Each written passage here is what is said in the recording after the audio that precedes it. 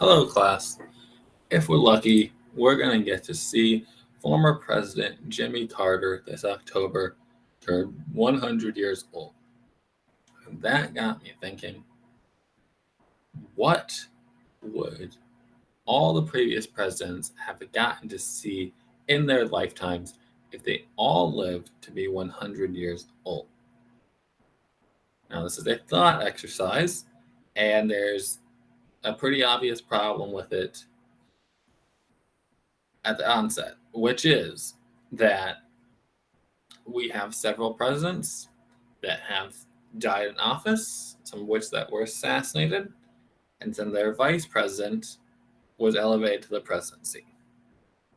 So if we allow each president to live 100 years, then we are going to be materially changing history. Again, this is just a thought exercise.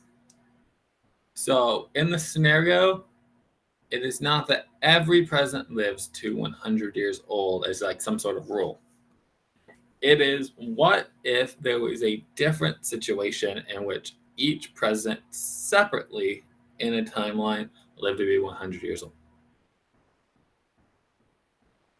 Okay. So our first president is George Washington. He was born in 1732 and he died in 1799, just after he left the presidency. If he had lived to be 100 years old, he would have lived until 1832. Right? And so there are several things that we miss, that George Washington misses out on. Right? The very contentious election of 1800, which may have been different if he was around. He would have lived to see the War of 1812. Famously, he led the Continental Army during the American Revolution. So for the War of 1812, basically a rematch with Great Britain. Also, if he makes it to 1832, that means that his timeline is going to cross over with some other strange thing. For example, Joseph Smith publishes the Book of Mormon in 1830. And Miss Hale is going to publish her poem, Mary Had a Little Lamb, in 1830 as well. So that religious movement would have crossed over with the life of George Washington. George Washington died relatively young, like for a president. He was in his 60s. Right? Now, John Adams actually lives to the age of 90 in real life, almost 91. Him and Thomas Jefferson famously died on the same day, the 4th of July, on the 50th anniversary of the signing of the Declaration of Independence. So John Adams had seen a bunch of things in his lifetime. He'd seen his own son become president of the United States. So not as much would be changed here. In this world, he would see his son lose re-election to Andrew Jackson, and then he would be witness to the nullification crisis of 1832 and 1833, where South Carolina tries to nullify the Tariff of Abominations, and it results in the Vice President Calhoun resigning his office over that dispute. Having a founding father like John Adams still around, it could have impacted this event. So Thomas Jefferson does die on the same day as John Adams, but he is younger, which means that we get more years with him in this potential scenario. So what if instead of 1826, Thomas Jefferson dies, he lives 100 years, so it makes it to 1843. Well, this gives a situation where he would have been around for the Alamo in the beginning of the Texas Revolution. And, in the expansion of the territory in our country, would not have made it to the point where we actually annexed Texas. but as the person that had the Louisiana Purchase, right, he would have seen where this is going with the expansion of our territory. He also would have overlapped with Samuel Morse's electric telegraph and Morse code near the end of his life. And so Thomas Jefferson could have lived to send a telegram.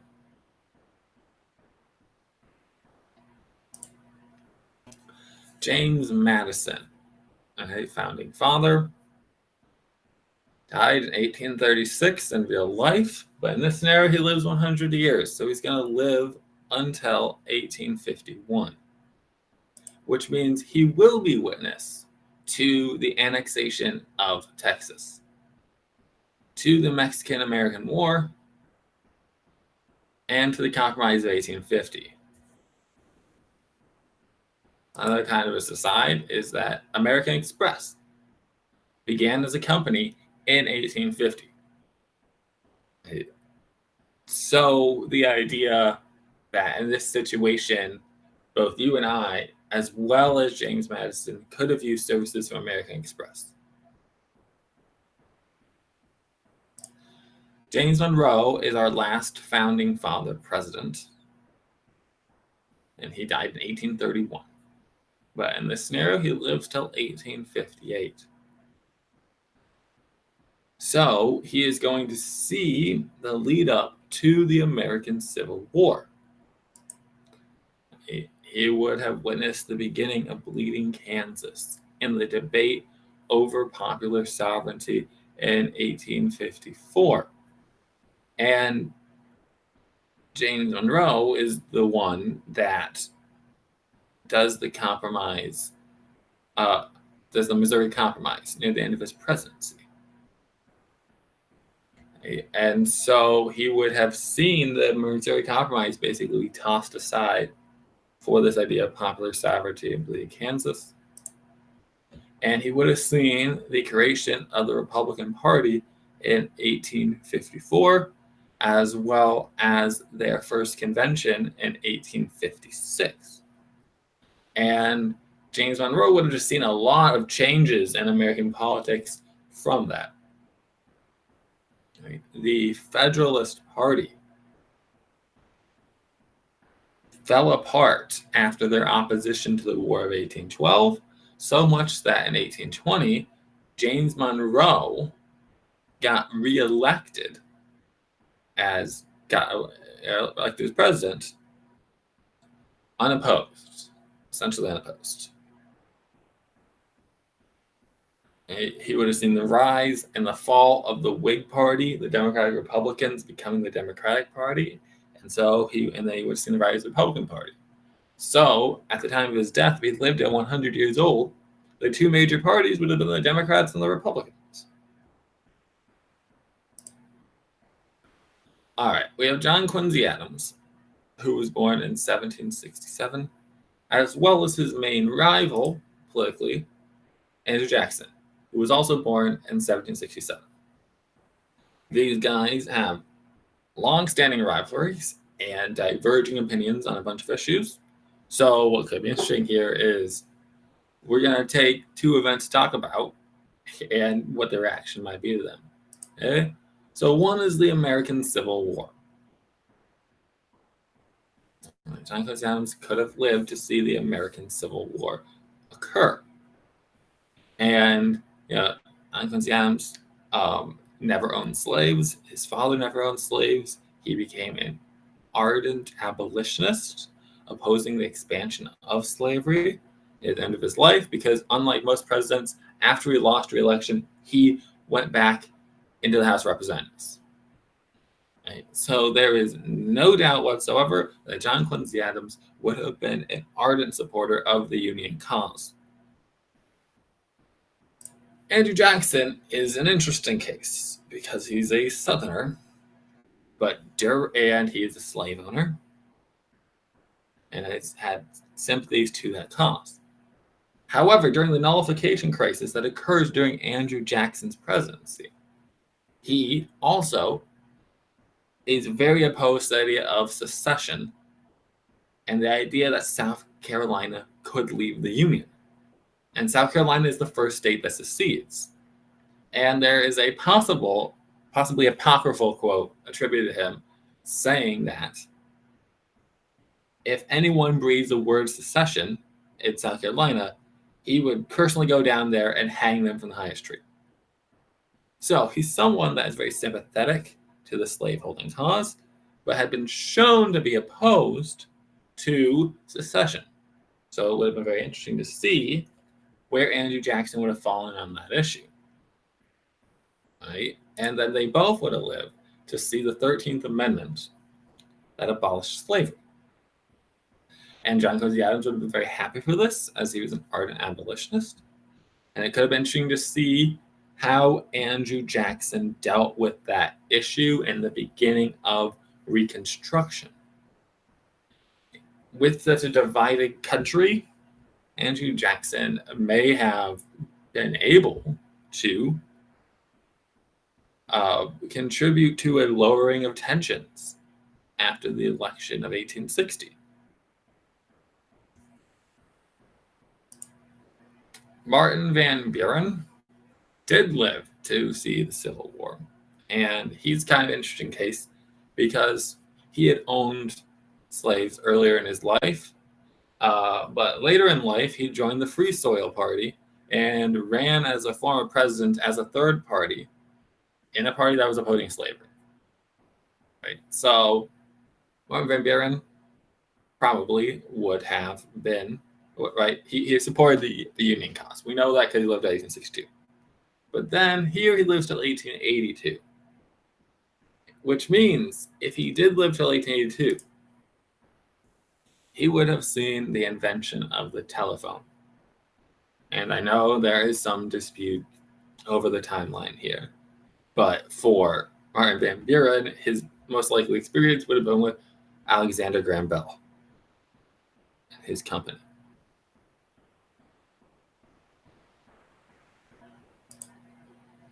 He also would have, if we have it so that they would die exactly on their 100th birthday, Martin Van Buren then would have outlived Jesse James, who would be shot and killed before him in this timeline.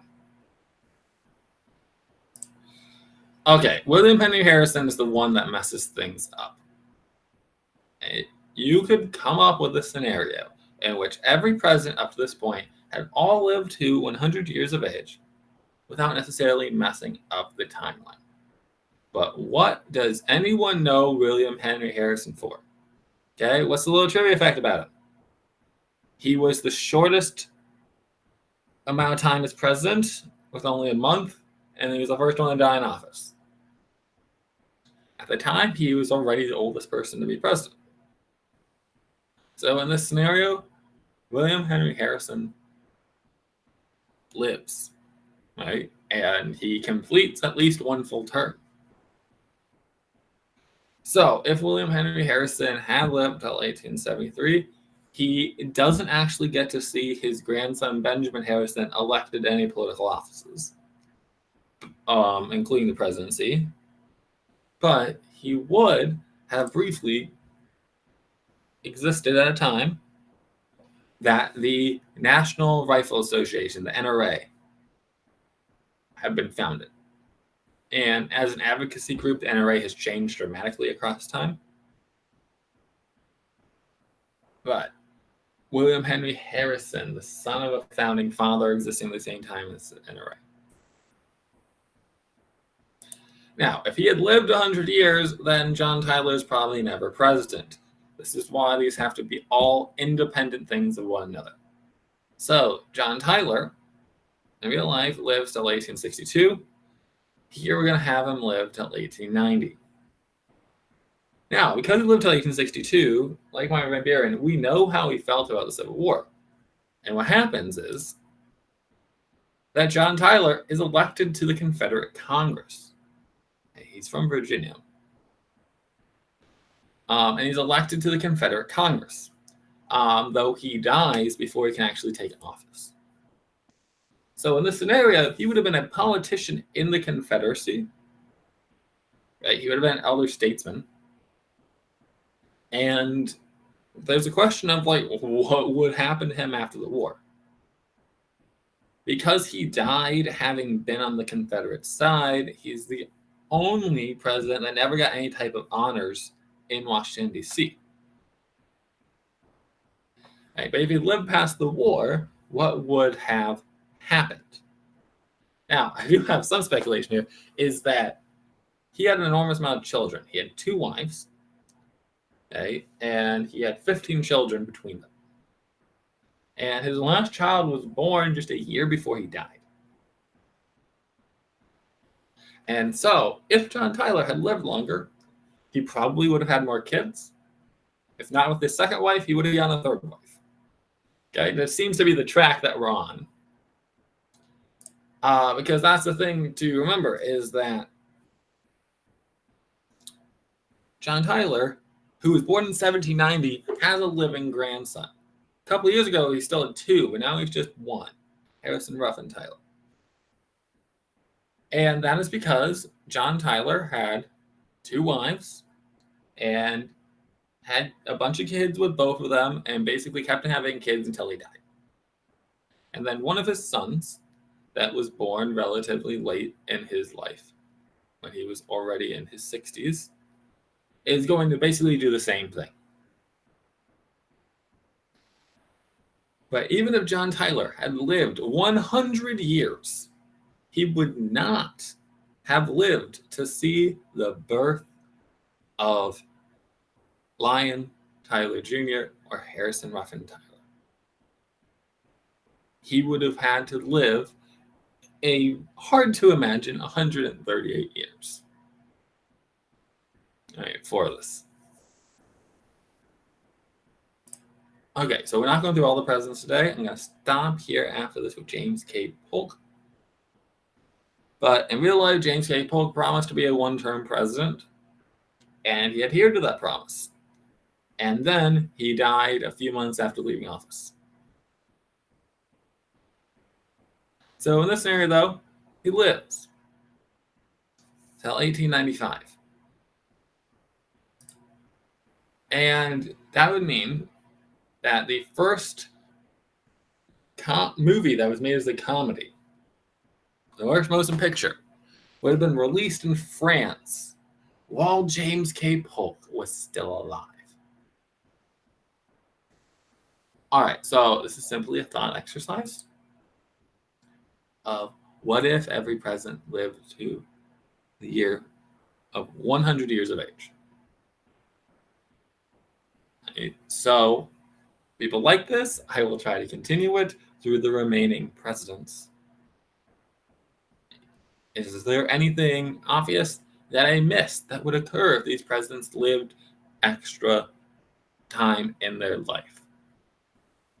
That's what I have for today. Thank you all for being here.